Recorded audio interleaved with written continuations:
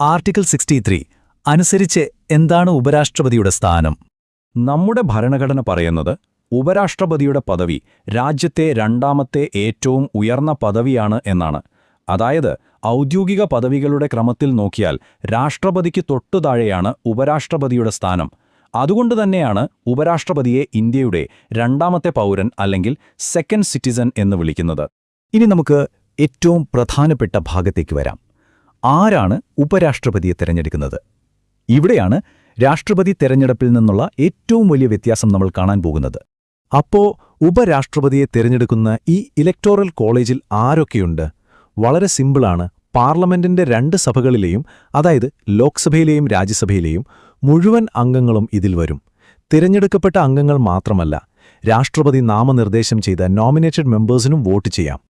എന്നാൽ ഇവിടെയാണ് ഏറ്റവും പ്രധാനപ്പെട്ട കാര്യം വരുന്നത്. സംസ്ഥാന നിയമസഭകളിലെ